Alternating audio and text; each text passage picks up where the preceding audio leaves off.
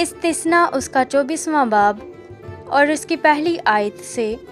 22ویں آیت تک۔ اگر کوئی مرد کسی عورت سے بیاہ کرے اور پیچھے اس میں کوئی ایسی بیہودہ بات پائے جس سے اس عورت کی طرف اس کی التفات نہ رہے، تو وہ اس کا طلاق نامہ لکھ کر اس کے حوالہ کرے اور اسے اپنے گھر سے نکال دے، اور جب وہ اس کے گھر سے نکل جائے تو وہ دوسرے مرد کی ہو سکتی ہے۔ پر اگر دوسرا شوہر بھی اس سے ناخوش رہے اور اس کا طلاق نامہ لکھ کر اس کے حوالہ کرے اور اسے اپنے گھر سے نکال دے، یا وہ دوسرا شوہر جس نے اس سے بیاہ کیا ہو مر جائے، تو اس کا پہلا شوہر جس نے اسے نکال دیا تھا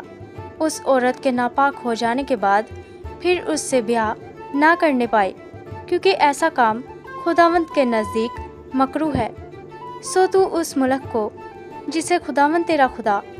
میراث کے طور پر تجھ کو دیتا ہے گنہگار نہ بنانا۔ جب کسی نے کوئی نئی عورت بیاہی ہو تو وہ جنگ کے لیے نہ جائے اور نہ کوئی کام اس کے سپرد ہو، وہ سال بھر تک اپنے ہی گھر میں آزاد رہ کر اپنی بیاہی ہوئی بیوی کو خوش رکھے۔ کوئی شخص چکی کو یا اس کے اوپر کے پارٹ کو گرو نہ رکھے، کیونکہ یہ تو گویا آدمی کی جان کو گرو رکھنا ہے۔ اگر کوئی شخص اپنے اسرائیلی بھائیوں میں سے کسی کو غلام بنائے یا بیچنے کی نیت سے چراتا ہوا پکڑا جائے تو وہ چور مار ڈالا جائے۔ یوں تو ایسی برائی اپنے درمیان سے دفع کرنا، تو کوڑ کی بیماری کی طرف سے ہوشیار رہنا، اور لاوی کاہنوں کی سب باتوں کو جو وہ تم کو بتائیں جان فشانی سے ماننا اور ان کے مطابق عمل کرنا۔ جیسا میں نے ان کو حکم کیا ہے ویسا ہی دھیان دے کر کرنا۔ تو یاد رکھنا کہ خداوند تیرے خدا نے جب تم مصر سے نکل کر آ رہے تھے تو راستہ میں مریم سے کیا کیا۔ جب تو اپنے بھائی کو کچھ قرض دے تو گرو کی چیز لینے کو اس کے گھر میں نہ گھسنا، تو باہر ہی کھڑے رہنا، اور وہ شخص جسے تو قرض دے خود گرو کی چیز باہر تیرے پاس لائے، اور اگر وہ شخص مسکین ہو تو اس کی گرو کی چیز کو پاس رکھ کر سو نہ جانا، بلکہ جب آفتاب غروب ہونے لگے تو اس کی چیز اسے پھیر دینا، تاکہ وہ اپنا اوڑھنا اوڑھ کر سوئے اور تجھ کو دعا دے۔ اور یہ بات تیرے لیے خداوند تیرے خدا کے حضور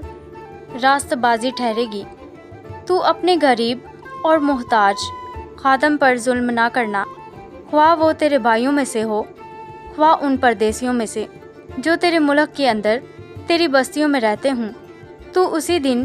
اس سے پہلے کہ آفتاب غروب ہو اس کی مزدوری اسے دینا، کیونکہ وہ غریب ہے اور اس کا دل مزدوری میں لگا رہتا ہے، تا نہ ہو کہ وہ خداوند سے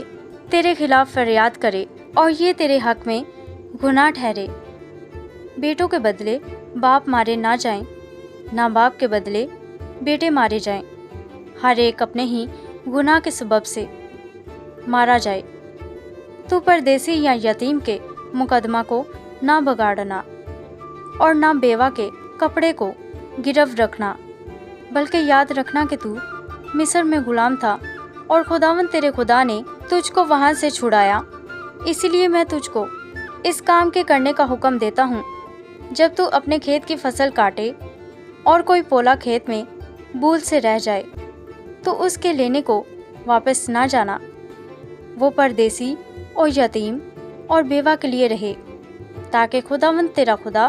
تیرے سب کاموں میں جن کو تو ہاتھ لگائے تجھ کو برکت بخشے۔ جب تو اپنے زیتون کے درخت کو جاڑے تو اس کے بعد اس کی شاخوں کو دوبارہ نہ جھاڑنا، بلکہ وہ پردیسی اور یتیم اور بیوہ کے لیے رہے۔ جب تو اپنے پاکستان کے انگوروں کو جمع کرے تو اس کے بعد اس کا دانہ دانہ نہ توڑ لینا، وہ پردیسی اور یتیم اور بیوہ کے لیے رہے۔ اور یاد رکھنا کہ تو ملک مصر میں غلام تھا، اسی لیے میں تجھ کو اس کام کے کرنے کا حکم دیتا ہوں۔ آمین۔